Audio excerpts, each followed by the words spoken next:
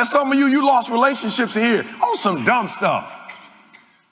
She was the one, your mind wasn't right. He was the one, your mind wasn't right.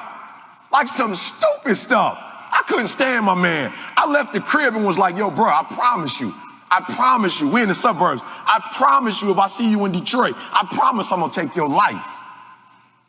Stupid. I'm 16 years old talking to a man. My old dude wasn't in my life. My man in my life. And I'm telling my man, I'll take your life. First of all, I'm talking to a dude about, I'm gonna take your life.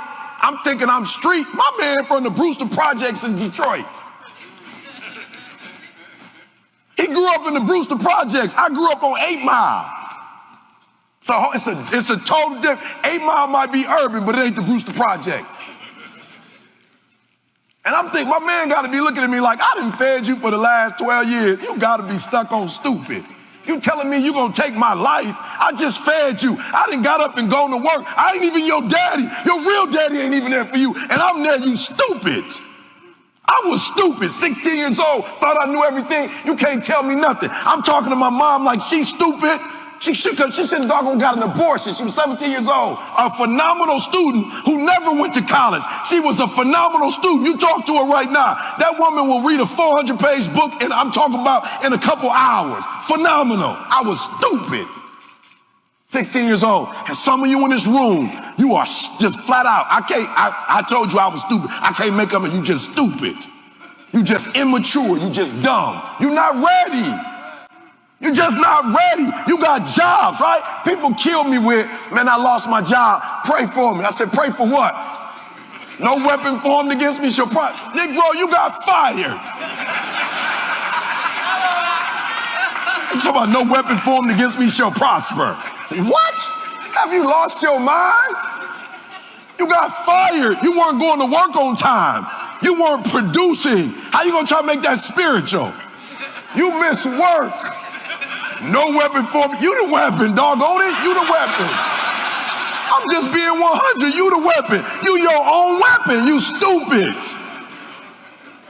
So I'm about to teach you how to stay ready because God has blessed you. Some of y'all, some dudes in here, you've been through 5. Okay, be real. Some dudes in here, raise your hand. You've been through 3, 4 women in your lifetime. Raise your hand. Be real, man. You've been through 3 and 4. What, none of them? Just let's be 100 now. You older now. What, none of them? You walked away from all of them like she wasn't the one. You on your 5th one. Ain't nobody the one? You went through 5 chicks like females, not males. If a woman told me she went through 5 dudes, I'd be like, I'm feeling you. They take a minute to grow up. I'm feeling you. Absolutely. Men don't grow up. I got a father, Pat. You a father. Tell me what age you think most young men grow up. Some 30. Some sister said it quick. 30? So I can see it. If a female said I went through 5, but they immature. But for a man to say he went through 5, 6 females and wasn't none of them, you're not ready. How many of y'all went through multiple jobs? Raise your hand. Just be honest. You went through you'd have lost jobs. You'd have been through a couple jobs. The job. You weren't ready. I want to help you out. You weren't ready. Stay ready. You geek. Stay ready. I'm getting the shirt. Stay ready. I can't wait for my next opportunity. You didn't have 12 of them.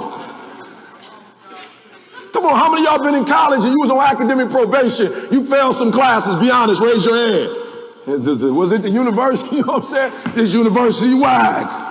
Teachers is wag. I'm just saying, I want you to do me a favor. A part of staying ready is that the individual has to understand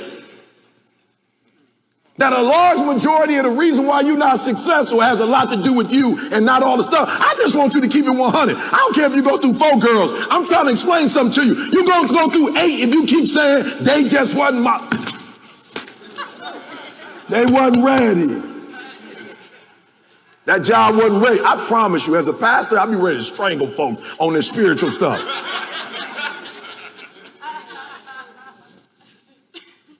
For real, you the weapon. Go back home and say, no weapon formed against me, and look at yourself.